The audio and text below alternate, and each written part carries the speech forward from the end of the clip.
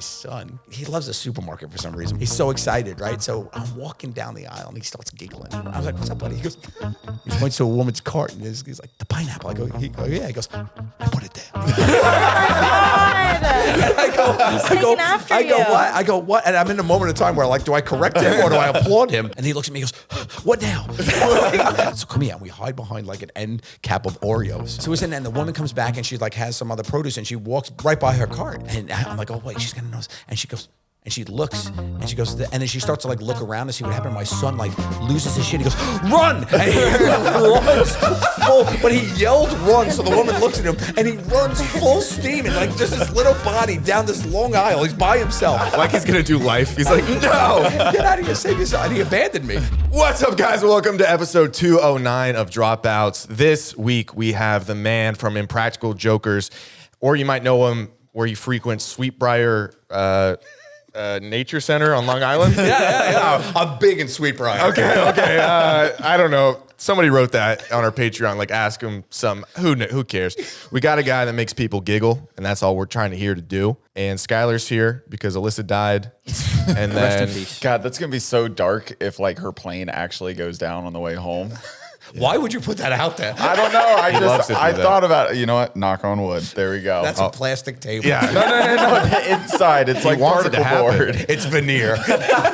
Knock on veneer. Knock on your teeth then, Jared. Come on. They're not veneers. They're giant like veneers. Okay. Whoa! This guy's got a great smile, Tara. He does. It's beautiful. Okay, so we're gonna hit some intro music. It's a time for you to just kind of chill and relax and just reflect on all negative things in your life. Go ahead. Oh yeah, get into it. Right. I like that. Stretch it out. I like that. All right, guys. If you know me, you know I'll plug. Run over to the Patreon right now, or I will take Jared's teeth out and install them in you, and you'll be embarrassed for your entire life. We do 20 to 30 minutes of extra footage after this podcast. You also get the episodes early. You also get prizes every month. We're doing a summer bash where you can win some Xboxes and some AirPods switches and blah, switches. blah, blah. We also do the drunk episode each month. Here's a little clip of that. I'm Jewish. I'm also part Jewish. Shut up. Smallest to biggest erect. What was the biggest? 8 inches. I'm taking like 14. You think that's 8 inches? Wait, no. You're gonna be pretty disappointed if I ever get pants at a local pool. That's 8 inches? That's 8 inches. Imagine taking that. You're feeling that shit in your guts. When are you gonna start your OnlyFans? You look like a psychopath. You're crying, wearing medieval times. You have one shoe off, and you're drinking. Any last words, Danielle? And we're back. And so if you don't go to the description, get to the Patreon. Again, I will make you bleed. Okay, Joseph. What's up, my Is friend? that what I assume? Is it Joseph? Joseph Anthony Gatto. Does your family, is that what they go in with? Joey. I grew up as Joey, and then I'm now Joe. Okay. Yeah. After my dad, my dad was Joe. I was Joey, and after my dad went, I took Joe. You're a junior. No, he had different middle names. Oh, good. Yeah, I didn't want to do that whole thing, and I didn't name my son Joe because I didn't want him to have to deal with the whole thing. No, I get that. I was supposed to be Joseph Hibbard Justice the Fourth because my dad was the third. Oh, that's amazing. But are you a sports guy? No. Okay. Look at me. Not playing, but God, you could frequent a couch. I know you're right. I Absolutely. can see you look a couple eyeballs on a ball bouncing. I have a couch potato body. You're right there, my friend. No, brother. We're starting off bad. Let's go over to Tara. Are you poker's attracted a to this sport. one, or is it just the other one? I'm definitely your second favorite, though, right? Well, it's, As long as I'm not fourth. no, that's Mur. It's switched off. I have more content out about you. Oh, okay. Like, I think I'm publicly a bigger you fan. Oh, cool. Because I think I was a little like, a little bit shy about great. Sal. No, but I love that you're a fan, and I love that you love to laugh. That's great. I love it. Great. I love that you have to politically say that. What if he's just like, I hate you? No, I've told fans directly to their face that they're terrible. Imagine somebody comes up. I'm like, just get away. And then we notice it's like a particular race, and every time it's just like, not for me. And then you walk out for like, God, I mean, Yeah. he's so impractical. But it's odd. It's like Norwegians. Yeah. Like he really, he's like, it's blue eyes and brown hair. I No, just can't do it. Too tall. no. Oh yeah. They're threatening people. You got some Norwegian in you? Yeah. You do, right? Actually, You're like a Scandinavian folk? Honestly, I don't know. I want to do my 23andMe. You look Scandinavian. Yeah, right. A little bit. Yeah, in a good way though. Don't say it as a slight. No, it's not. You do. Yeah. Well, you know what you look like? I just go like real dark. Anyway, no. The closest I've been to I have a little bit of Scandinavian in my DNA because I went to prom with a Norwegian. I went to prom with a Norwegian. Do you know how DNA works? No, she gave me some. Okay, gotcha. Yeah, I harbor it in my chromosomes. You don't know me, brother. I got absorbed. Exactly. So we got 2 of the 4 infinity stones now. We just need we just need the rest. Yeah. I met you first though. Actually, I saw him first. Where'd you see him? first? Your show I was like in Agora, like maybe a year and a couple months ago. Oh, okay. How'd you like it? Loved it. Oh, great. Yeah, even someone came out and was just like, "Oh, if you guys want to meet him backstage, apply to this, and it'll be a surprise." And I did, and I didn't get it. It made me really sad. No, it's fine. You never shook his hand.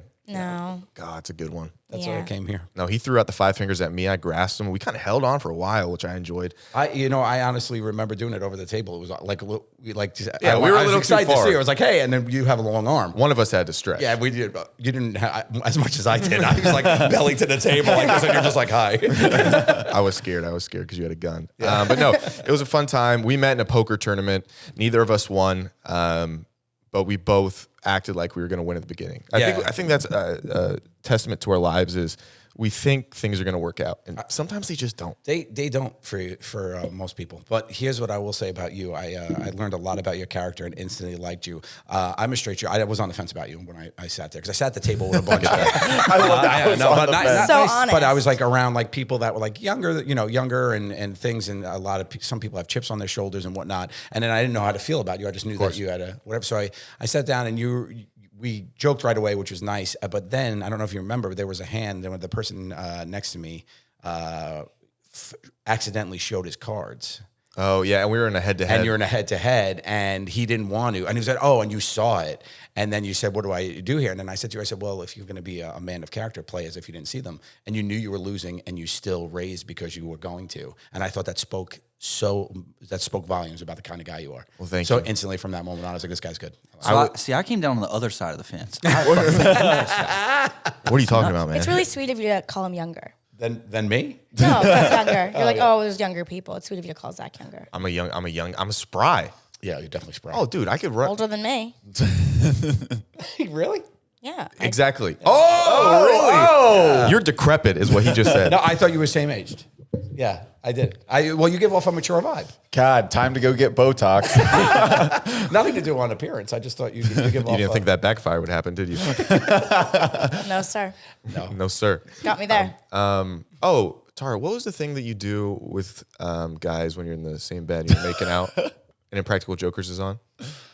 I stop and I watch. She gives a thumbs up. No. It happened. Really? Yeah, I stopped kissing the guy and I said, shh. It was a good part. Yeah. Do you remember the episode? More importantly, do you remember whose turn it was? Because that'd be interesting. Oh, yeah. Oh, so it had to be you or Sal.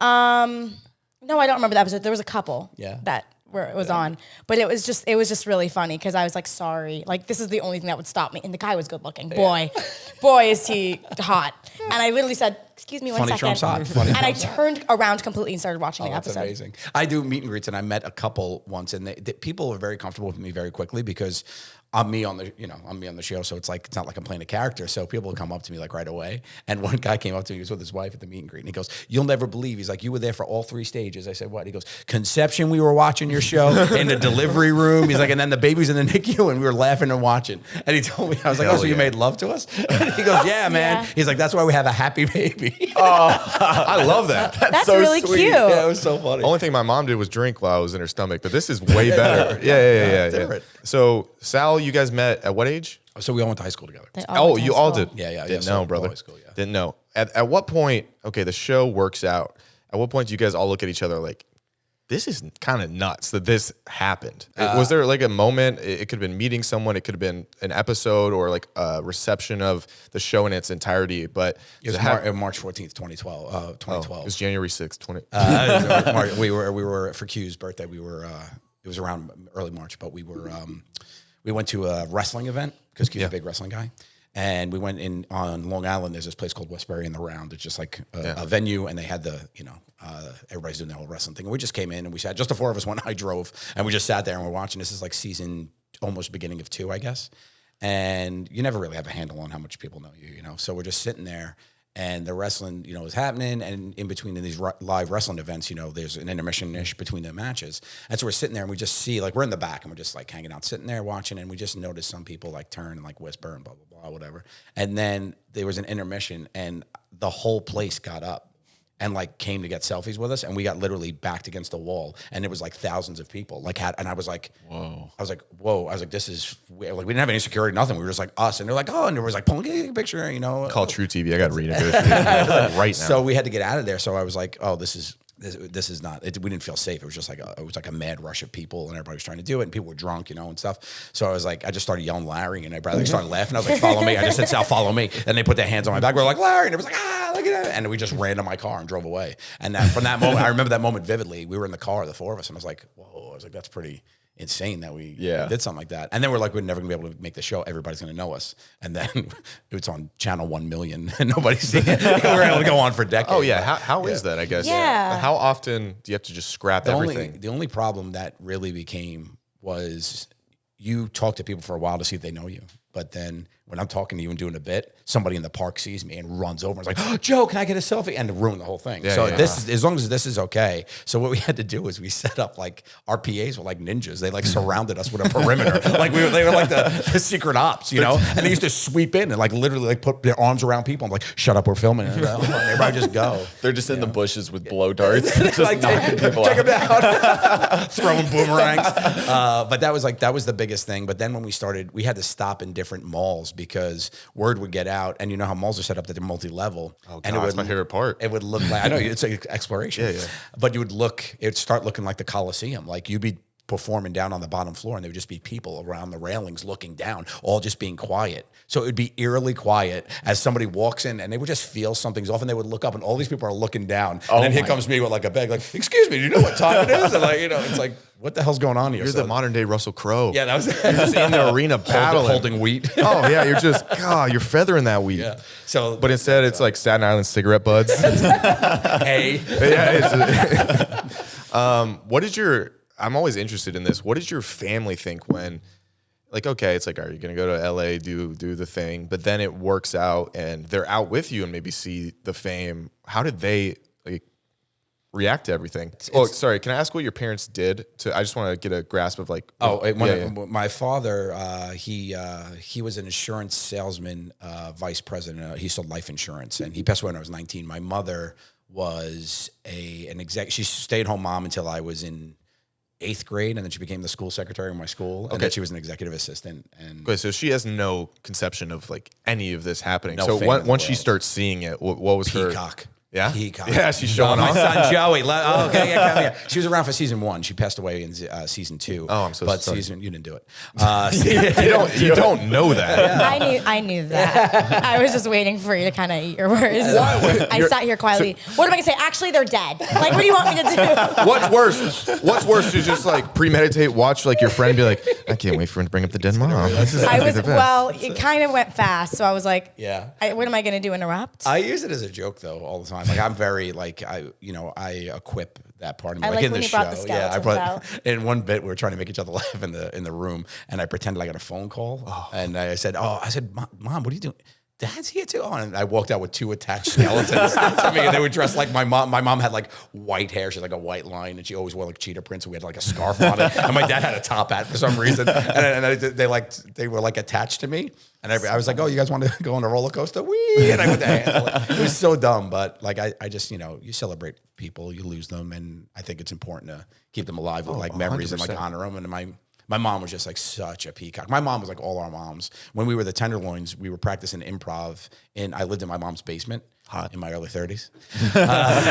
Catch. And my mom used to like pretend to do laundry to listen to us like practice and stuff. And she was like, that's so sweet. she was like always our biggest cheerleader. So the guys were really tight with my mom and everything. So she was like our like team mascot. So when it hit, like she was just like telling everybody on Staten Island. She's like, yeah, my son Joe, him and his friends, they're famous now. Like, I love what I've been thinking about this a lot recently. So your dad's in heaven, your mom goes up there. He's been watching down. Maybe she takes another lover. I mean, what's the multiple? She took multiple lovers. What do you think the conversation's like? That's tough. He's in her corner. I mean, my mom was hot. She became a widow at 54, so she had a lot of years left in her, and she started like dating all these like half of mobsters on Staten Island. One of our boyfriend's name was Joe Scungil. He was like this guy. It was great. But it was, and I lived in my mom's basement, and so we had Stop the vents. flexing on us every second you get. We had the vents. Yeah, and they were active. Oh. So I had to like put on like my headphones. It was like rough, but it was great. She lived her life. I like to think that your dad would kind of just try to mess with her and the guys, and you'd kind of be haunting in the corner. And you could only say few words because ghosts can't really articulate too much. But he'd just say his own name kind of highly, so the guy thinks they're saying someone else's name. The guy's name was the same name. Was it? Yeah. Staten Island. What was maybe it? we would have said his last name, Joe. So maybe we would have said his last name. Oh. Well, it could have been like, ouch. Just ruining the mood. Well, no, she realized. She kind of thought of the whole plan. Yeah, it probably started, and then she just like worked out. Oh, that is so true. She was a problem solver, Jerry. Yeah, she was. Worked it out, yeah. I don't know why this came to my head, but I got a couple questions to go back to the infinity stones of your friends. So you have a daughter, but... And a son. Yeah, and a son. But I want to use a hypothetical daughter here because I don't want it to be weird. Yep. You got a hypothetical daughter who's older. Which one would you most want to date her, and which one least? And why? I'd be fine with any of them and not like any of them. Hell yeah. Across the board. Equal playing field. It's just, they're all very great men, so that's fine for any. But it just also would be weird because I know lots of about them and their history. So, you got to get that daughter tested. Do you get annoyed at all with everyone asking, hey, when are you going to come back? I'm sure that's the question you get asked the most. Yeah, I get asked about it a lot. Every second of every day. I mean, people, that's nice. People want you around. I don't mind it. But it's like, no, I'm not going back. So like, it's like, I don't know how many times I have to say it. It's been, you originally came out for screenwriting and directing. Yeah. That's why I'm chasing a dream. And you're pursuing that still, and then also stand up. Is that right? Yeah. Stand up comedy became a venue for me to creatively still be in front of people and make people laugh. Cause I think it's really important, like, to like, the world sucks right now. And like, humor got me through a lot of stuff I was going through, and to be there for people, for that. And it feels good. It was like kind of selfish too. It was like nice to be up in front of people and be a reason to get out there. And then I liked it and I was good at it. And I was like, oh, this is a new thing I'm going to do now, a new art form. So I really enjoyed that. And then it worked. People came out, and then I was like, this is fun. I'll do it again. So I'm starting my next tour. Actually, starts in September of this year, and I'll go and do a whole new tour, the Let's Get Into It tour, which will be fun. Oh, let's get into it. Let's get into it, yeah. I like that name. What's the thing that's coming out Tuesday, though? That's my pre-sale, my pre-sale. So pre-sale for that show? For that tour, yeah. So if you guys don't ever go there in pre-sale, again, I will physically harm like someone you like absolutely care about. And I want to promise that. The link will be in the description, so go click that. Oh, nice. Hell yeah. Oh, yeah. We got you. That. Yeah, that's great. Yeah, because I guess with Impractical Jokers, you kind of get that hit of the laugh back. Like you sell a joke, you get the laugh back a little bit sooner. With writing and directing, it's kind of like a slow burn of that immediate feedback. So I'm guessing stand up kind of gives you that fill. Yeah, I mean, I do like I like being able to dip into everything, to entertain and do stuff. Like I wrote a kid's book, like because I got a kid's book coming out in September. It's just like because I like that part of me about being a father and bonding with kids. Like I read to my son and daughter all the time, and I read all these fun books with them, and then we had a fun story. I was like, oh, that'd be kind of cool to have a kid's book, and then I wrote it and got published with Penguin Publishing, and I was like, that's really cool, and it's about my son and the story that I have with my son, and my son is animated, and one of my dogs is in it. Like it's really just like Which fun. one? Which dog? Spumoni. Yeah, my favorite. Don't tell the others. and your daughter's nowhere to be seen, obviously. Because one page she gets. Yeah, one page. She gets a page. I had to put her in there. What was really cool though? My son said that. My son said, I wrote a book about you. And one of his first questions was like, oh, he's like, Milana's in it, right? And I was like, that's a good kid. Like he really loves his sister. He's like, of course not. I'm like, no, buddy, this is your moment. She's sleeping in the closet. Why are we gonna? She likes it though. It's a very nice closet. Oh no, I know what it is. But she is different though. She's like very extrovert. She's like Totally. Like, she wants to be a DJ. She's 9 years old. I'm like, what do you want to be when you grow up? She's like, loves music, loves live music. We listen to music. At least she's together not. and I just want to rip coke and DJ. stuff. Yo. Well, she's young. Let's give her time. But You're right. It'll be there. she did say, like, I thought that was cool. Like, most kids want to be like a singer or something, you know? And then she was like, she likes music. And she was like, I want to be a DJ because I want to she wants to like be the person who provides the party. Like, she had that much awareness to be like, oh, that'd be kind of cool. Your daughter seems cool. Yeah, she's really fun. She's really fun. That's really cool. What were you about to say? I was gonna say, was it like a purposeful thing that you announced that you were leaving Impractical Jokers the same day Betty White died? Because 2 tragedies in one day is a little bit. Yeah, I killed Betty because I had like I need something now. No, I found that out and I was like, oh man. Yeah. I was like, oh, that's I tough made a because TikTok about I was a it. huge Betty White fan too, and I was like, oh, that's terrible. And then everybody was like, all the comments were like, not this too. And I'm like, guys, it's not even anywhere near on the same scale. I mean, a woman's life is over, you know, like, guys. So like, Yeah, but she lived a long life. So. She did. That was 2 fantastic. tragedies in one day, though. I like to think- and I had COVID that day. Oh, dude. Oh, Boy, 3 tragedies. It was a rough day for Tara. Oh, I apologize. It's Tara. okay. I like to think you're doing the long play. You are going to come back to the show one day, but then it was a big prank and Betty White's back. Like, that's your She's like entrance. 110. She comes in as a skeleton. I'm like, hey, You walking with her like Simba. it's Betty and my mother. Betty. Oh, they're probably hanging out. Yeah. No, Betty's probably a nicer part of heaven. Yeah, Betty's got definitely the VIP suite. I mean, she was an angel on earth. Forget it. She was great. I'm sure God's at the front, and he like the bouncer texts him. He's like, you know this guy, and then Betty got a nice place. Yeah, she doesn't wait online. Yeah, I hope it's not equal up there. Because like if I'm up there and like Jared's getting the same treatment as me. Jared would get the better hell? treatment than you, dude. No, no, What? no. There's neighborhoods for sure. Yeah, and you know how And there's certain ones we don't go to. you know how they And say that's like just heaven. God makes a house for everyone, like particular to the person. Jared's just gonna be like a forest full of trees for him to gnaw on. And like a stream Yeah, going through. and just a dam. Are you a natureman? No, he's just No, a beaver. He just looks like a beaver. They just make fun of my beaver teeth. Those are real teeth, though. We established. They are real Okay, teeth, so God given. I mean, you've been blessed with a mouth. I have. I mean, that's great. Trust me. That's great. So have I. I've been blessed with his mouth many times. Okay, Jared, this is what I'm saying. Great smile. And I think we're just all a little insecure about it. So we put you down in an effort to make ourselves feel better. Okay. When in reality, we all wish here that we had the teeth. I swear I journal it every night. yeah. See, this is a good guy. Okay. You're not insecure about that. No. I Definitely love not. my smile. That's amazing. I went through. room, yeah. As a kid, I went through hell and back to get the smile. I had every like orthodontic tool you can think of, Really? you know, to get this. So before Tar named it the $1 million smile, my mom called it the $10,000 smile. Oh, That's about it's how million. much money it took to get this. But yeah, no, I love my smile. That's great. What are you insecure about? My weight. Your weight. Yeah. What? Yeah. But Jared, he's you're the in most shape. fit guy. You're in Yeah, shape. I in didn't the know. house. Well, it's not up to guys. It's not yours saying. I mean, it's his insecurity. That's the whole thing Jared, about show him. body Do dysmorphia. 50 push-ups. Show him. I'm not doing 50 push-ups right now. This is Joe we're talking about, man. Yeah, man. I'm. Do it. Do it. Hey, I'll do anything. Be cool. be cool. Joe's here. Cool. You are cool, man. You're a good group, man. I like it. I like it a lot. What are you insecure about, Zach? I'm insecure about you not being able to watch movies last night with your best friend. How did you know that? I know everything. Okay, so Jared is kind of seeing Tar's best friend. We already talked about it on the podcast. And Tar the girl barely gets to see Tar. Tar just wanted to watch a sweet, sweet movie. She's from New York, so I don't get to see her very often. you just Does want she to watch live out a- here now? She's right there. That's Yeah. your. Oh, that's so nice. Yeah. That's his hoe. Yeah. Look at me. She's right here.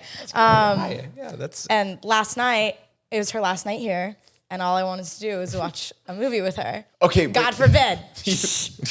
None out of you right now. Oh my goodness. And so I sat on the couch and honestly cried. So wait, so she picked to hang out with him over you? No. Yeah. Okay, hold on. No, I'm just No. asking for logistics. Time out. We'll get to you. So she Yeah, had you the tell choice. him. She had the choice between hanging out, but you can't be mad at him about that. I mean, that's her choice. Yeah, but she does no wrong in my eyes. That's true too. I mean, that's a good friend for you. But I hate to open him a little bit, but she picked him over you. Where is she staying? Is she staying with My you? house. Oh God. in my brand new home. Oh wow. So Jared goes over there just to. Jared's do you making hear food. it? comfortable. You do hear it? Yeah. Does Jared? You're like me with my mom. You need to get out of the basement. Oh, that TV was turned up high, brother. Oh, mine would be. I'd be ear to the door. I love to know the cadence. No. I walk around hotel hallways hoping for it. You got to. Not when it's get a new ringtone. Not when it's your best friend and your co-host. Yeah, that's gotta be a little Jared's been at my house for a week. I have. He's my new roommate at this point. So did you guys meet through you? Yeah. You said, "Oh, that's nice of you. You're like a little Cupid. That's sweet." Boy, am I regretting that decision. I'm just Do kidding. you have? Are you in a relationship? Do you have a lover? Wouldn't you like to know? No, I'm single. Oh, okay. So that makes it even worse. It's like not like you could be like, "I'll get you back," and invite somebody over, and you go all for it. Yeah, no. You could use like a toy while they're doing it. Okay, like Zach. Legos? What are you talking about? Exactly. Like we could just build. Yeah, I sat on my couch. Oh, yes? Listened to sad music and cried. Okay, but to be I have a fair, video of it. I could show you. it sounded like the music was coming from upstairs in your room. They thought, okay, to be fair, they thought I was upstairs in my room, but no, I was in the room next to them in my living room with the TV really loud. And you'd already like brought out popcorn. You had everything. Yeah, I brought out all the You were ready snacks. for a good But here's night. the and the mangoes that we bought to watch the movie. You bought mangoes? It's a movie treat? That's your first issue. That's why we didn't want to watch the movie. Yeah. She puts them in the popcorn. It's all soggy. Come on. We've been a little constipated, so we've been wanting to eat fruits and veggies. What's up? We've been constipated. Okay. He wanted to know why we got the mangoes. It's not just because like we enjoy a fruit. Like, Well, you could just say, Yeah, well, veggies bind you, though. You should stick with fruits. what? Vegetables bind you. Do they? Yeah, that's why you're having too much vegetables. Just No, she's not, brother. I'll tell you one thing she's not having, and it's a vegetable. What? I don't eat meat. What else would I eat? You just eat Taco Bell quesadillas. That's do, fair. yeah. That's why fair. that'll That'll do it. Constipated. That'll That's do fair. it. Yeah. That's fair. I can argue that. Fiber gets it going. Is that what you need? It's Fiber's fiber. great. Fiber's great. Yeah, I had a situation for a while where I had a hernia that I didn't realize I had for a long time. Like, and they went. I don't even know why I'm telling this story. It's so stupid.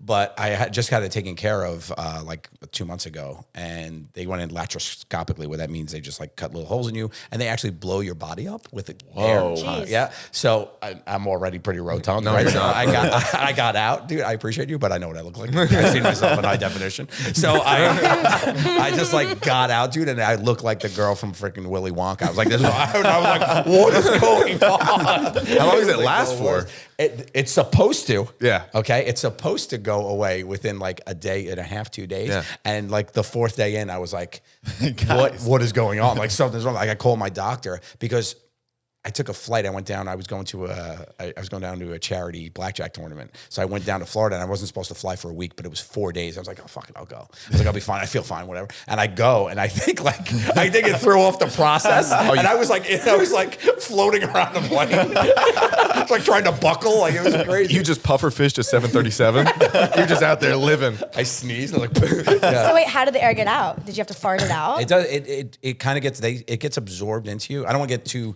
technical with you, but it goes into your scrotum, so you get a large ball sack. Oh hell yeah! And it absorbs over time, and then you also pass air.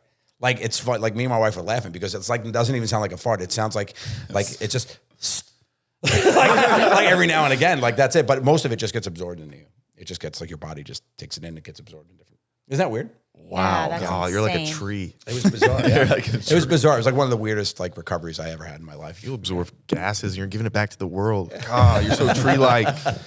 Wait, tell him about he had 2 buttholes at one point, but didn't know humans didn't have that. That was so. Yeah, I was one of my- probably like 14-ish maybe. Yeah. And what I had was like a cyst at the top of my crack, basically, and I thought that everyone had those. And Yeah, that's so weird because you don't see that on. Yeah. You're not looking at other people's buttholes. yeah, and At so 14. there was like it was almost like a dimple-ish type thing, and it started hurting. And I was like, went to my mom. I was like, Mom, my like second hole is killing me. She's like, time out. Let's take an inventory. Yeah. She's like, your mouth? I was like, what are you talking about? I'm like, my butt. You know how there's your butthole and there's the hole. She's like, no, dude. Like that's a health hazard. And so I had to get it removed, and then I busted my stitches like 4 days later. Doing what? I was working in a rec department, and I was cutting grass. Oh, yeah. And it was just like, super bumpy, and it was killing me. And I put my hand back there, came out full blood, never told anyone, just went home. You know, that's smart, but you know, I also heard you say, you said the rec department. I thought you said I was working in the rectum department. And I was like, That's what I what thought. department is that? Yeah. Like, you can't work there and You're not fired. know. You're out. And not know you should. No, this guy's great at cutting grass. You ever have a lawn? Yeah. Hire him. Is it your Oh. grass cutter? Bad. What? Bad. I'm really bad. Can't cut a straight line to save his life. Yeah, no. One of my favorite TikToks that's going around right now is the guy who where he pranked his wife about they had this huge yard and he didn't put the blade down on the machine. She's like, you never let me cut the grass. He's like, oh, you won't do a good job. She's like, I will. He's like, all right, go ahead. And he didn't put the blade down. And she's just literally driving for like 30 minutes and then he comes back and then when she went somewhere, he cut the grass. And that's not something we have to do, Tara. It's what we got to do it. You know, we don't want to be out there tricking you guys, but we want a nice lawn. Is that okay? You know what? Sometimes I put my health to the side because I'm scared of doctors. I got to put it out there. I don't know if I can trust them. I don't know their past records. I wish they had like a review system so I could see if they were good and patients liked them and they knew what they were talking about. I wish they knew. And then it's always an insurance issue. I don't know if they take my insurance. So hard to schedule. It's always, go on hold. Oh, we'll get you in 6 months, blah, blah, blah. And then I found Zocdoc. That sweet, sweet service that vets out the best doctor for you through peer-reviewed doctors. Also, they what, Jared? Well, Zocdoc is a free app and website where you can find highly rated in-network doctors near you and book appointments online with them instantly. No more waiting awkwardly on a hold. A doctor, you don't even know if they're good. Oh, where's my insurance? They can lock it down. I should go to the doctor. I just had it. Somebody get me on Zocdoc. I just had a cough. That was natural. That wasn't scripted. Zocdoc me. Well, Zach, it sounds like you need a doctor right now. Right now. Well, the good news is the typical wait time on Zocdoc is just 24 to 72 hours, or you can even get some that are the same day. That makes me almost emotional for how wonderful Zocdoc is treating us. If I could find a woman that would personify that Zocdoc, I'd marry her in a minute. I'm still happy we have Zocdoc. How can the people start using the service? Well, you can go to Zocdoc.com/dropouts and download the Zocdoc app for free and then find a doctor today. Rejoice! Find a doctor today! Again, that is Zocdoc.com/dropouts. That is ZocDoc.com/dropouts and download the Zocdoc app and find your highly rated in-network doctor today. Thank you, Zocdoc. Zach used to have to cut grass with a push mower. It was the worst thing of his life. He used to complain about it all the time. So in Georgia, we had about an acre, and it was middle of summer, 100 degrees, 100% humidity, and we lived on a highway. So all of my friends would go by, and I'm 80 pounds. Like, I'm not a heavy kid. Yep. And I'm pushing that thing, and it was dull, so you have to go over it twice. And the amount of honks I would get as people walk, and I was already self-conscious about my body. Like, a wind comes at me, I'm heading east. Yeah, gotcha. And, God, they would see me sweating, and they'd always honk, and they see me the next day. Sometimes they'd have pictures. That's hilarious. Something we've all had to go through. I grew up on Staten Island, and we had, my dad was 6'2", and we had hedges like that grew as we didn't have a fence around the whole front yard. So every like summer, about every 3 weeks, he would just like cut the hedges. But my dad would just like stand there with like a chainsaw, like and just do the top like this, right? And just go. And then we had to pick them all up, and it was like the worst thing we ever had to do. So he was like, all right, Joe, we got to do the hedges on there. I was like, all right, great. So I started saving up my allowance and outsourcing it to my neighbors because I hated raking the hedges so much. So my dad comes home he ran to the store or whatever, and he comes back and it's just like these 4 younger kids like raking. He goes, what are they doing? He's like, I told you to do it. I said, no, I hired them. You hired. So my dad's paying the kids because he was paying me my allowance, you know? You're just sitting there with a Capri Sun, this is the life. You're a good businessman. Yeah, I am for sure. Yeah, I hate yard work. That's how my stepdad and I would bond back in the day before my mother divorced him. It's just raking in itself, not a good time. Pain in the ass. You ever done pine straw? What is pine straw? Oh, it comes from pine. Pine? Pine tree. It comes from God, really. Right. And you get it down there, you get in these piles, and then you have to burn it. It's a whole thing. The rake's never made an upgrade. No. The rake is the rake from when you were a kid. It's a rake. Like, that's it. It hasn't been like an automatic rake situation. Is that? Or like chopsticks. Get better. Like, what do we do? Oh, chopsticks has had big things. What you got? They have like the spring-loaded chopsticks. Spring-loaded chopsticks. They have the for, like, grippy the end kids. ones. They have the fat front ones. That's huge. Yeah. I think my hands are too small to navigate chopsticks. That sounds like a you problem. Because That's fair. That's not the chopstick industry. Yeah, that's sure. yeah. Yeah, but like I agree, the rakes never made an improvement, and the version that we have now is not the best version. No. It's like you get the leaves all stuck in them, right? And the things break. They bend. Yeah. Oh my god! No, we know. I guess they don't. They do I've have never done attachments yard to work like in my the life. back of lawnmowers that drag it. You should. Is that like a big rake? Whoa, wait, Am I wrong? What? I didn't know about They that. have like an attachment to the back of lawnmowers that collects. It's Brother, like a big we had a hand-me-down push mower. I had no idea Yeah, about that sounds fancy stuff. You grew up bougie. No, we didn't have it. I've just seen it in the wild. I've seen it. I've seen it in the magazines. Both of his what I parents were wished for at teachers. He had money. Yeah. It was kind of funny because we're from a small town, like really small, super. I think it was poorest county in Georgia, or at least one of them. It's one of them. Yeah, and we. Most meth arrests. So my mom was a single mom, just a teacher, and you would have thought. I mean, people thought I was so posh and bougie.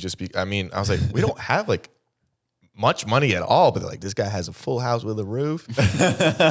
No, a lot of kids that have to sleep outside. But moving on, do you think? What do you think about Staten Island as far as like crafting or humor, or is it more? I think my family. Yeah, Yeah. I mean, Staten Island lent to social development because you played with your friends in your yards. It was more of a neighborhoody kind of feel. Your parents were involved in your life. Parents were friends with parents. I hung out with I think my humor really came from my family. I have two very funny uncles. I have that are like that. My father showed me comedy a lot. I grew up watching movies, funny movies and stuff. So I think a lot of that. And I had just a very loud, boisterous, like my dad was super quiet. He was just like an assassin with one line. Like he would say it loud enough like that you would just hear it, and then you'd be laughing and everybody look at you and he'd be like, what are you laughing at? Like one of those. And my mom was like the center of attention, walk into a room, crazy, batshit crazy, awesome. So I feel like I'm a balance of that. So I think my family was a big part, but I think Staten Island lends to that because you hung out with families and different age groups, where you just weren't out with kids. Like you had the older cousins or you had your older kids in the neighborhood. Everybody was together all the time. So you had a lot of influences as you grew up socially, your development. So I think that was a big part of it. So I think anybody that grew up in that type of thing, Staten Island, wherever it is, I think you just develop differently your personality. What do you think happened to you, Jared? Well, I grew up around lesbians. It checks out. Well, also it checks out in a good way. Yeah. Jared's one of the sweetest people in the world, and it's because he has two moms. Do you have older siblings? No, only child. Well, but, kind of. Well, I have a stepsister. Yeah. But my parents got married when I was like 14 or 15. But by the time they got together, like my stepsister was already in like her mid-20s. Gotcha. So I didn't grow up with her.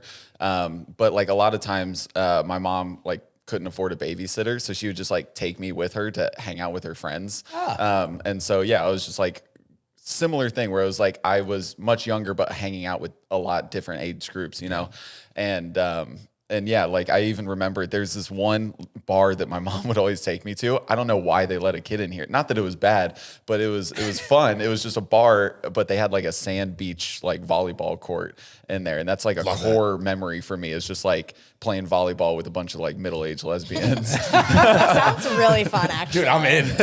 How's it feel to live my dream? Volleyball is one of the only sports I can be competitive in. That and bowling is where Bowling? I love bowling. Oh yeah. You love bowling? I love bowling. What do you want to do? You want to go bowling after this?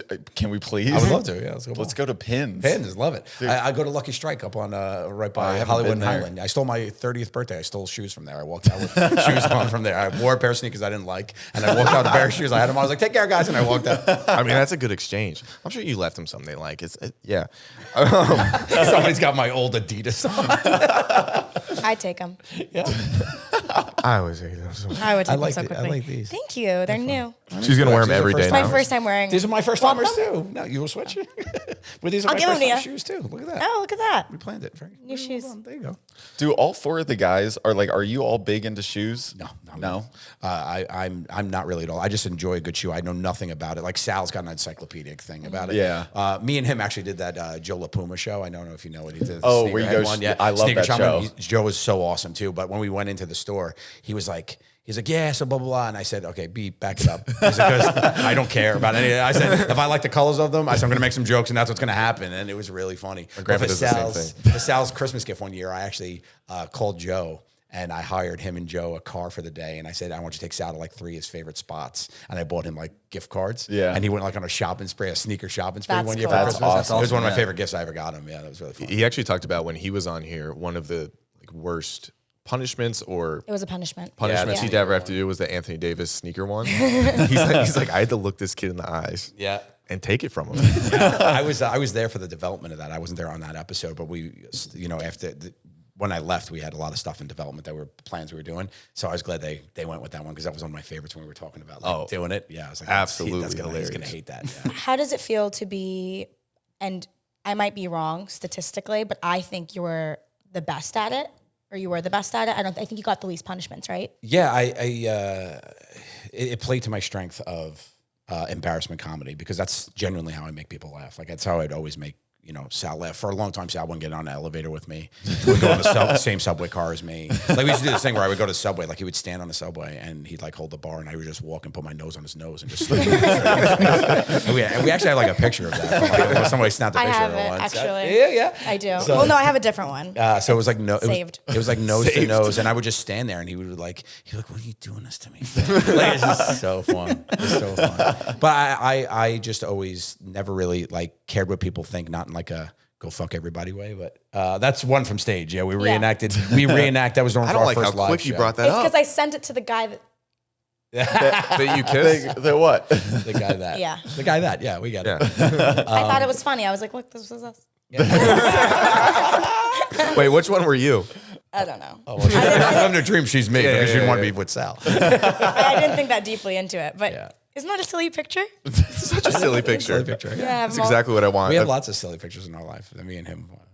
It's funny to think about like how I grew up for a decade on television, and you see yourself like 34 to 40, whatever I was by the time I left, 45, 47, whatever it was. But just to see yourself like just go, and it's funny because in season 2 they upgrade, like we made money, whatever. So they're like, oh, let's get you a better camera. So we switched to high definition, and we're like, oh, like because they punch it on your face and like you see everything. I was like, oh, this is, and our clothes we were just wearing anything. Like it was like we got to stuff this up here. That's how I feel about movies today. Like a movie from the 90s just feels more like a movie. Like this stuff is too polished. I'm not trying to watch a Pearl on TV. Just, you know what I mean? But was there anything in the whole show, like that was his worst one? Was there anything where you're like, this is nuts? Like this one, there's a lot. though I'm not embarrassed, like this one's tough. I mean for me it was like I had to steal baseballs from children at a Mets game. That's a rough one for me. Yeah. I think Yeah. if we rank like all the things that everybody had to do in all of them, I think honestly that's like number 2 on the list. I think it was like the hardest thing because I was out there. So we had Noah Syndergaard, who's a famous pitcher on the Mets, in our pocket. It's pre-game, where he's just like does this thing where he signs balls and he throws it out to people. They give me a fanny pack. They give me all this Mets gear, and it's like, and I have to keep calling him Jeter. and I'm like, Jeter, right here, Jeter, and throw me the ball, whatever. So they throw me the balls, and all these kids, I'm catching them in front of parents' face, and I'm like, no, they could get it on eBay, and I'm just filling my thing is getting bigger and bigger, right? So then this woman's there, and I just have, and they just give me free reign. They know I'm going to do something stupid and crazy. They're just like, go and do whatever you're going to do. And there's this woman there with a kid. She's like, oh, I really want to get a baseball. I was like, oh, give me your kid. He'll throw it to me. And she's like, oh, I was like, yeah, give me. He can't see you. Give me. And she gives me her like 3-year-old or whatever it was. And it was like, hey, Jeter. I was like, for the kid. And he throws the ball. So I go and I give the ball. I grab the ball. She's like, oh, thank you. I give the kid back and I put it in. I said, just go to eBay. And she loses her mind. Like something snapped in her. And she was like, how dare you? And like she just goes off, and it goes off in a way that I hadn't really seen in the show, because it was like more than what was happening. Like someone, you click in as a human. That's not what the show's about. I don't want you to feel bad. So I'm trying to start talk her down. I'm like, all right, let me start here. I'm like, oh no. I was like, it's on eBay. You could, because I'm still trying to be funny. I'm like, but it's on. I'll give you the link. Like, don't worry. Whatever. Like, so doing this thing, and it's just not working. And she starts screaming at me in a way I've never been screamed at on the show. And I just was like, you still want to be funny, and I have the funniest guys I know in my ear. So I'm like, and I just go, all right, fellas, what do we do here? And it was dead silent. Nobody knew what to do. No producer talked to me, and nobody knew what to do. So I was like, all right, I'm here by myself. I was like, I gotta figure out what to do here. So I was like, I'll just press it, and then we'll just make up for it, right? So I was just like, oh, and I was like, yeah, you could take the ball, blah, blah, blah. And then she was just like, how dare you? And I was like, in my mind, I'm like, you just gave me your child to get a baseball. How am I wrong here? A middle-aged man by himself, and looks insane. I'm like, just give me your child. She's like, sure, I want a baseball. But it all worked out in the end. She got like I think they gave her like tickets for like the next 5 games. She got to meet Noah, get a picture and everything. So it all worked out. But do you still have her kids? I do. He's growing up nicely. Yeah. Do you think those kids are going to one day like watch it and be like, oh my God, that was me in Joe's arms? Yeah, I've had kids now, because I do a lot of college shows. So I have kids now in college that'll come up to me and be like, I've had it like 4 or 5 times that were like, they'll show me a picture like, it's me. And I'm like, what? It's like, it's so crazy that the kid that I really want to meet so bad because one of the funniest jokes I ever did just on the punch for me that I really liked and made the guys laugh so hard was we were in the mall and there was a kid walking around and I told them, I was like, where's your parents? I'm gonna have to put you down. Like I just said that. And it was just, and it made them lose it. And I was like, this is hysterical. Keep doing it. Keep doing it. So I kept on. I was like, I'm gonna put you down. Like I was just following this kid. Like I want to see that kid because that kid to watch the show and be like, what is this? Because he didn't register. He was so young. He was like, and I was just saying it under my breath. It was just really funny. Why was he alone? He was kids. It was like one of those little kids play areas, but no, not near it. Like he had wandered away from it, and his father and mother were just like talking to each other on the bench, and the kid was just like running around because they had like a kiosk that had some toys and whatnot. And this kid was by himself, and I was like, "Whose kid is this?" Yeah, this might be easier than I think it is, but how do the cameras work as far as how far they have to be, or like how they hide them? Like who's in charge of like that whole situation? Do people see the cameras a lot? No. Okay. No, they got upgraded. We learned quickly, like the number one thing that ruins it is if people find the camera. Yeah. If people see a camera, it's over.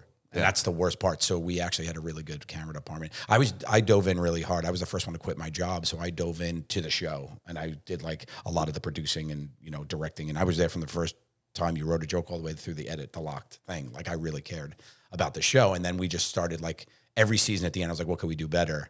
And then one of the things was like, we can't have people find these cameras. So we actually got the network money for our art department. This guy on our show, Will Thaxton, who's amazing, and he built our built-ins. So it always looked the same way. We'd put the cabinets up instead of a camera, right? So we'd be able to do that. So it was like I forget what season it was, but he started doing that, and he just started doing, it was part of his job now. It was like to build these hides, which was really cool, and he got really good at it. He like geeked out, and he was like really, really fun. Like he built the massage chair I was in. I don't know if you saw that massage chair punishment. Yeah, we were just sitting in the room in the beginning of the season, and we were just like talking about, we did like 6 weeks of pre-pro, and we were just talking. We were just sitting there. I go, what if I was a massage chair? And we all busted out laughing. And his dad goes, okay, what happened? I go, I'm in a mall. I'm in a massage chair. And he goes, that's funny. And we just like started laughing. So then we have to write them all up and send to the network to get them approved for them to pay for it, right? And it literally said the punishments is like a list of, pages, and they sign off and check and say, have questions. And it just said massage chair punishment, Joe's a massage chair. That's literally all it said. And the guy called me up, Simi Castano, calls me up, and he's like, hey, this massage chair. He's like, what happens? I go, oh yeah, I'm a massage chair. And he goes, and he starts laughing, and he goes, yeah, well, what happens? I said, you're laughing. And he goes, you're right. So we figured it out and whatnot. But he built that massage chair and like built the cameras and all of it. Yeah, Are there any pranks or anything that you really had to work for with the network? You're like, we worked really hard to get this across. There's one that we always wanted to do that they would never let us fucking do. Oh, what was that? It was called Bus to Tampa. Yeah. Sal talked said about that. that. That's it. That's it. Sal Like, said yeah, that. that's it. Right. That was our golden goose. Like I hope they pull it off. I hope they. Wait, remind me. What was that one? He goes, we handcuff somebody on a bus that's going to Tampa. Oh, that's it. You go to that, and they're like, "What happens?" He goes, "You're stuck on a bus to go to Tampa. It takes like 3 days to get to Tampa. And you're locked on a bus." And they just never let us do it. But that was a fun one for us. But I think one for me I had in the works, which I was very excited to do, was I had it planned out to make an impromptu escape room. And lock the three of them in during so we were going to do a challenge, right? And then I was going to get a phone call and be like, get in a fight with the network and be like, I got to talk to the guys about this. And I'd be like, guys, we got to come in here. And we was going to go in the room and we were going to actually have a fake wall that slammed shut and locked. And I was going to have the three of them locked in an escape room. And I had everything planned out of everything. Like we had to we had everybody's Venmo for on the crew. And then we had to play this game where they had to guess whose birthday it was. And every time they were wrong, they guessed somebody wrong, they had to Venmo them $20 to get out. It was like a really fun thing we did. I posed just in my underwear on top of Q's. I stole his keys one day on top of his Jeep, and I just was like on top of his Jeep. And then we made a puzzle of the picture, and I had to assemble it. It was really fun. And then one of them had to end with them calling one of their mothers and telling them they don't love them anymore. Oh my God. It was something absurd. We had all these things, and it just didn't come to fruition. So that was one that I really wanted to get. But I assume you guys did a lot of the pre-process of writing the things or whatever it is, and working with writers maybe. But if you guys were, I don't know, someone was bullish about an idea and someone didn't really like it, how would you come to a consensus? Or if any problems arose, how would you guys come together? Was it majority vote or? Yeah, I mean, we worked hard to make sure everything was in its best form, and we trusted each other because we all know what's funny. But the biggest thing is we knew what each other would do funny. But there were a couple ideas that it was the trump card for, and Q used to say it, and we would say it to each other. It would just be like, "Hey, I want to do it," and then it's like, Okay. Like that was it. Like, hey, it's going to be funny. Like there was one punishment I did for Sal where we did this mind bending punishment for him because he is so. I know the one. Yeah. So he gets so neurotic in his own mind and I know how to push his buttons. I'm like, it'd be funny just to watch Sal have a mental breakdown. What could I do? I was like, we'll make him think he's getting punished, but then keep pulling the rug out and be like, you're not. And just keep watching him just. It's my favorite punishment. So I wrote down the whole thing. I figured it all out. And I presented to everybody. Sal, wasn't there that day. It was the three of us and the writers. And I'm like, blah, blah, blah. Everybody's like laughing. They're like, oh, and they're like, oh. And they're like, and then Q was just like, yeah, I don't get it. And I was like, I was like, yeah. He goes, nothing happens. I go, yeah. Yeah. I said, Sal's mental breakdown happens. He goes, he's not going to, he's like, what if it doesn't, blah, blah, blah. And we went back and forth. And then I just looked at him and I put my hand on his shoulder. I said, buddy, it's going to work. And he went, okay. It's my favorite punishment. It's the favorite thing I've done on the show. Probably with the cat my top adoption, 5. Yeah, the cement. So we're in Washington Square Park and we're doing a challenge. And then the first thing we do is like we have somebody come by. We set up this fake bungee jump thing, and we're like, oh, and we start just talking. So we're filming us. It's kind of meta. Like we're filming us talking to each other about the bit and stuff. And I said. And I go to the guys, guys, what is this? Do these guys have a permit? And it was like this big bungee jump thing. It said bungee jump in the park. It was us. We rented a cherry picker and we just put it all the way up with a sign that Will faxed to me that said jump for $5 or whatever. So we go back in the beginning and I make a big thing about it. So Sal notices it. Sal goes first. And I was like, that bungee jump thing, man. Oh. And so I was like, yeah. I'm like, hey, and we used to do this thing where we used to go, well, when we're going to like twist somebody's punishment. So we're like, that bungee jump thing looks scary. And Sal goes, yeah. And we go, well, and he literally goes, oh, fuck you guys. He's like, no way. I'm not jumping over a cherry picker. What are you crazy? And then we start laughing like, no, that guy's just, no, it's not part of it. He goes, it's not. And from that moment, Q stopped, unplugged the mic. He went, I'm sorry. And he plugged it back in. And we just totally mind effed him. Like we had people come out with cement and made him think he had to step with his new shoes into like cement. A cat adoption thing pulled up. He made him think he had to go on his cat thing. It was like a bunch of stuff just piled on. What point did he catch on?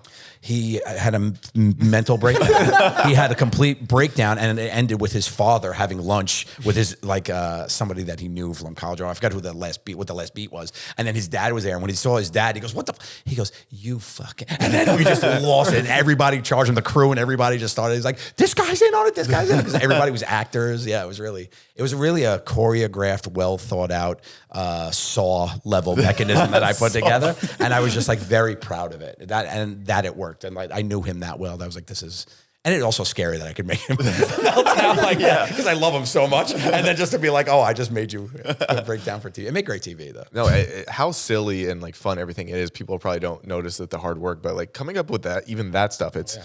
God, it's mind numbing. I assume just like sitting there for hours, like how are we gonna make him lose his mind?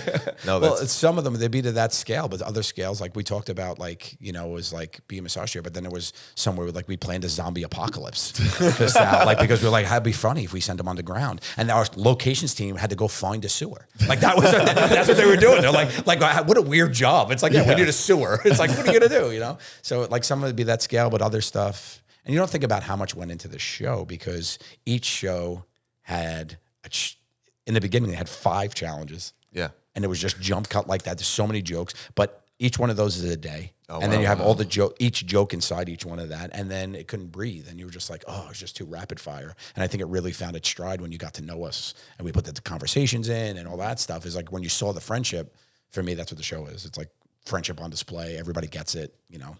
I do enjoy a lot of it, like comedies, but when it has just a little bit of heart in it, like it takes it to the next level because you just feel a lot more invested.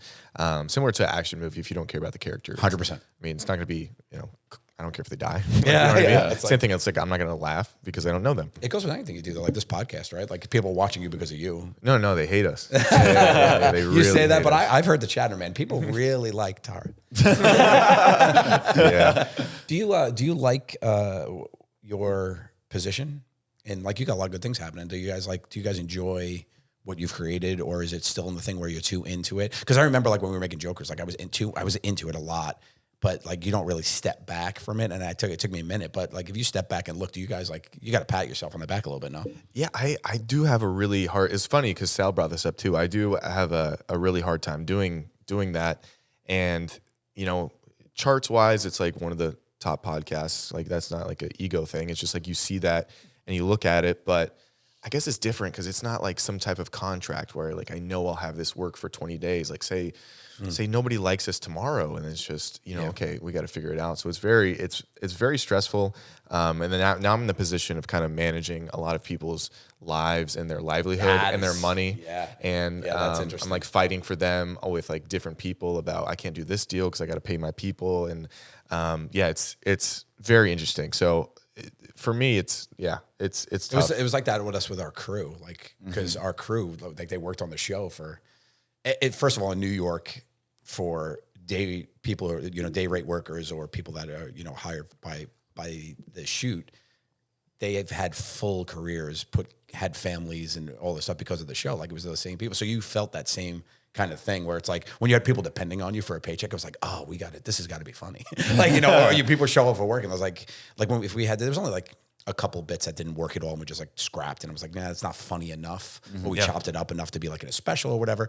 But there were some times where it just wouldn't work and then you're like, oh, you feel like you let down your friends and family. Like it's like a weird thing. Like you have this other responsibility. It was like Alyssa the other day. She's our assistant who's usually sits there, but we were sitting there. She was like half joking, but she's like, "Is it strange that my entire livelihood depends on if you're good at what you do?" And I'm like, sick. I think that's what any company you work for. They'll if the company shit and falls apart, then everybody gets fired anyway. I wish I was McDonald's. You get that McDonald's money. But you have to enjoy it, no? Oh yeah, I think it's hard. You can speak. Tara's gonna throw up. I mean, it's like, there's what's not to enjoy. I mean, think about it this way: like a year and a half ago, I was still doing YouTube, but a year and a half ago, I was like applying to meet you. You know what I mean? Yeah, that's true. And now I'm, hanging out. I get to like do this. So You're gonna come bowling with us. It's gonna be great. Oh, we'll throw some frames, brother. I think the moment, at least personally for me, like to be able to take a step back and like pat yourself on the back, is like when we get to meet people like you, like meet same. so many cool people, but also, like the numbers you can kind of get lost in, especially because it's all digital, it's all on a screen. You're like 1 million people watch this episode or something, it's like, that's really cool. That's a lot of people.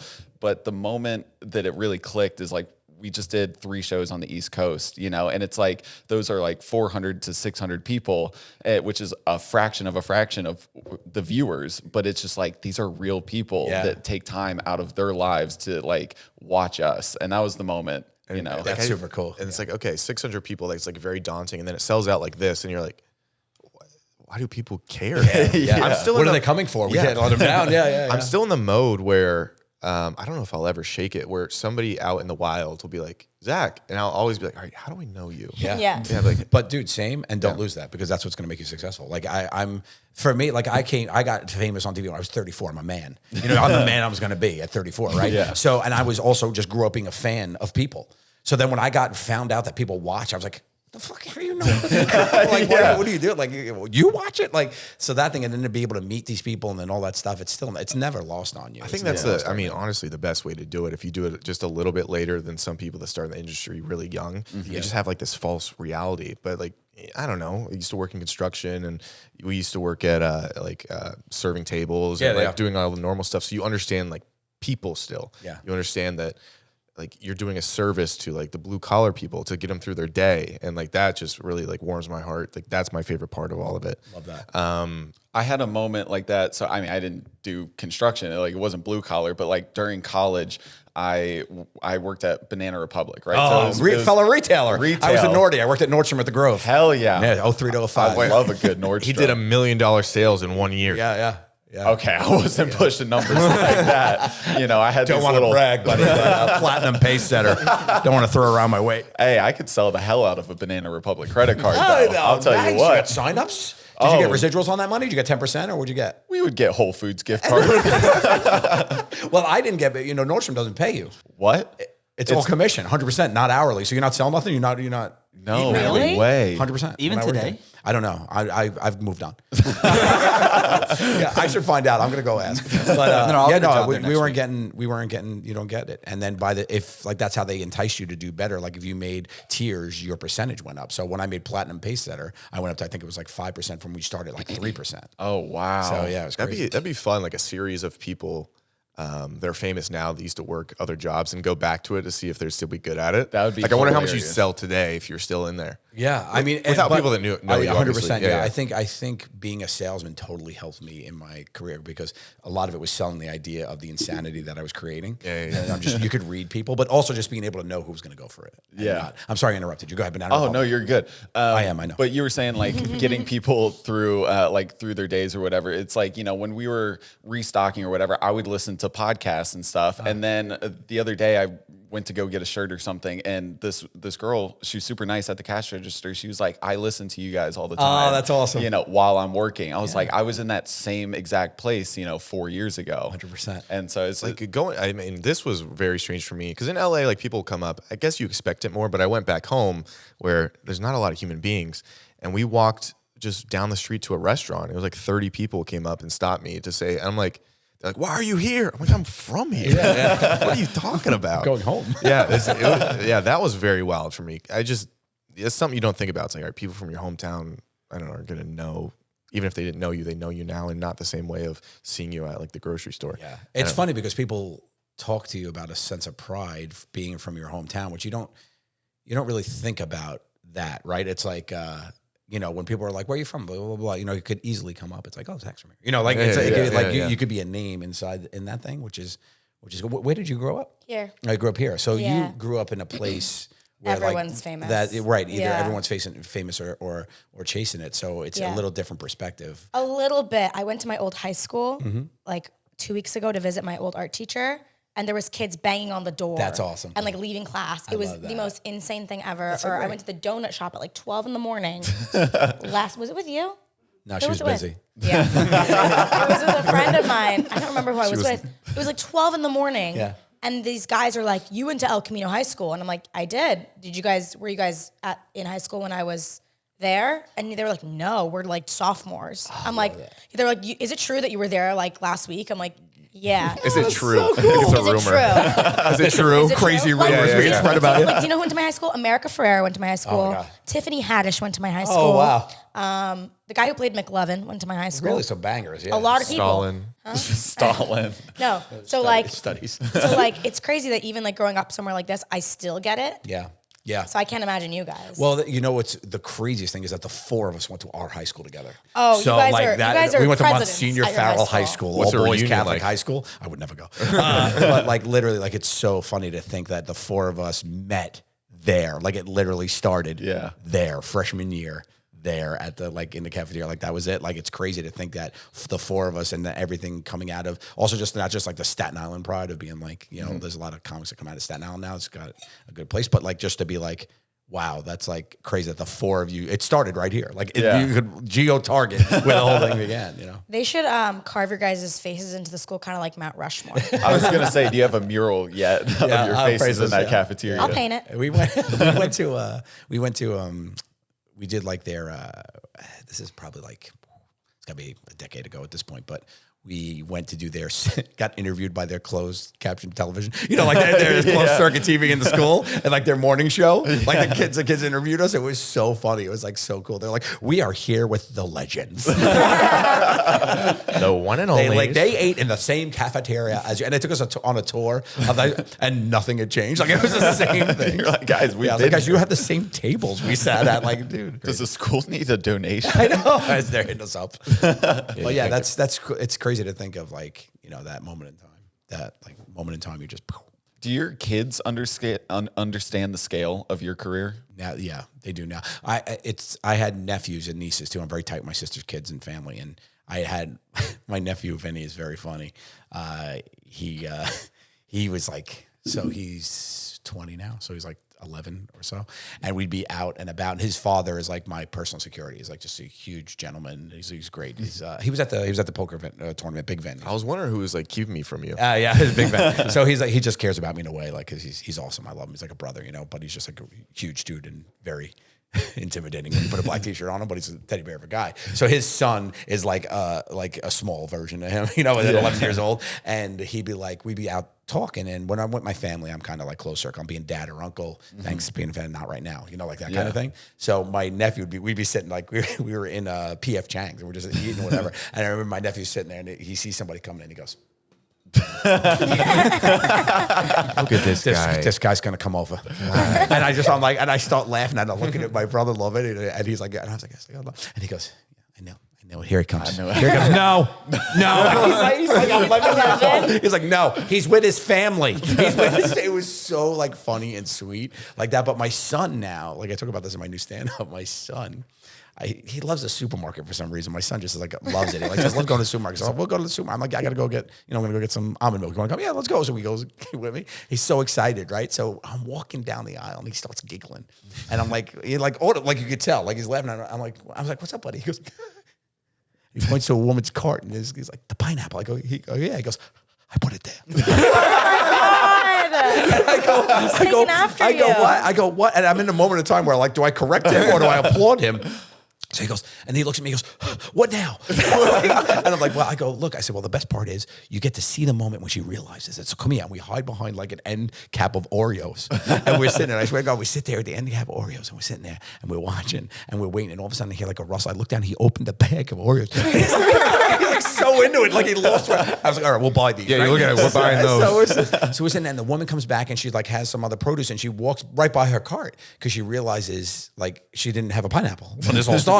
So she walks by it, and I go, and I'm like, oh wait, she's gonna notice. And she goes, and she looks, and she goes, and then she starts to like look around to see what happened. And my son like loses his shit. He goes, run! And he runs full, but he yelled run. So the woman looks at him, and he runs full steam, and like just this little body down this long aisle. He's by himself, and I just start laughing, and I'm eating the Oreos, and I look back, and the woman's holding the pineapple, looking at me, and I was like. Oh, I said, let me explain. Like he's going to do life. He's like, no. Get out of here, save yourself. And he abandoned me. Yeah, it's funny like to see that. And my daughter like loves coming out on stage. Like I bring them on the road with me. And that moment at the end when she like really, they're like my biggest fans. Like it really warms my heart to see them laughing and like be on the side. And so it's great. I love it. That I mean, he's gonna remember that for the rest of his life. Like that pineapple moment. Yeah. I remember he's gonna be 30. Be like, remember the pineapple thing? That's so sweet. That's really special. Yeah, that's it's cool. It's cool to have that bond kind of thing. Oh, I bet the kids just give you endless material of just. Yeah, I started putting them in my stand-up, which is cool because I really don't talk about them in the I don't really know them much from Jokers. My daughter was in the show a couple times, but they were younger, and you're still trying to be, private and figure it out, because that's the weirdest part, is trying to figure out, how to introduce your kids to this world. It's the biggest challenge I think I'll ever face, but it was like, it's cool now to like, in my stand-up, tell stories about them, because they give you material. Like it's so humanizing to be like, no matter how famous you are, how many people know you, at the end of the day, it's like, Dad, I gotta take a shit. Like, I gotta take a bathroom. Like, it's just like a weird thing, like that you just realize it's so pure in a moment in time, and they give me they're just so funny. They just like, I could just make any situation funnier with them, because I'm like, I know how to like angle it to get the humor out of it, so like, it's just really, really fun. Before we jump to the after school special, I just wanted to talk about the film and TV thing for a second. Do you want like a Jordan Peele type angle where it's like, it doesn't have to be comedy? I just want to tell stories. Like, what's something that maybe you're really passionate about, or action comedy is always. Oh yeah, I always love a good action comedy. What are some favorites? I gravitate towards. I mean, the classics. Even things that were just action movies that were funny, like Die Hard. The moments, stuff like that with the performances and stuff. But I really loved Spy. I thought that was great. Yeah. I do like those kind of films, but. For me, I do dabble in horror. I have a horror script too, because I didn't like horror, but my wife loves horror. And when we first got together, she doesn't like comedy. Like she didn't watch the show. Like, it's so funny. And I was like, I would show her a comedy, and she would watch. The only comedy we agree on is Airplane. Okay. And I'd start watching horror with her, and I really like the story, the emotion that you can pull out of horror. Yeah. So I have a horror script I like too, but. I have a heist. I love heist movies. I have a heist action comedy that I like. I'm working on getting done.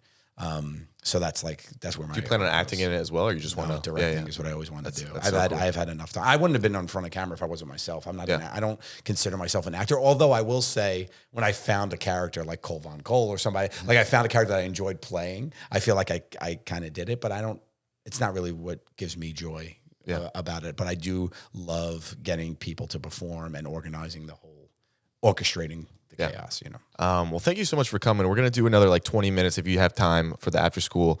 Clap it up for Mr. Joseph. Thank you for having me. Thank you for coming. This is great. Pre-order his special. It comes out in September, but No, my book. Oh, your book. Yeah, Where's Bear? I don't know why I thought it was a special. Where's Bear? I film my special, but I don't know what's Oh, going on. you with film that. your special. Oh, okay. Make sure link in the description. You guys pre-order that, and it's going to be out very soon.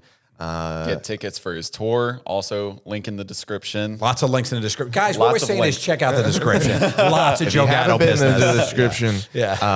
Patreon's in the description. Go there. We're about to do some crazy stuff. We're going to get really deep with him. So deep. He's You gonna yell. guys don't even know what I'm about to talk about on this Patreon. Oh, give him a little taste. Give him one little taste of what. Now, you want to wait for it? We'll wait. This one time, cut it right there. All right, sweet. Thank you guys. Oh, subscribe. I keep forgetting to say that. No. Hit the other red button, the outro button. There you go. Yeah, he's crushing it. Kill him. Little heart attack right there. Hell yeah. That was fun.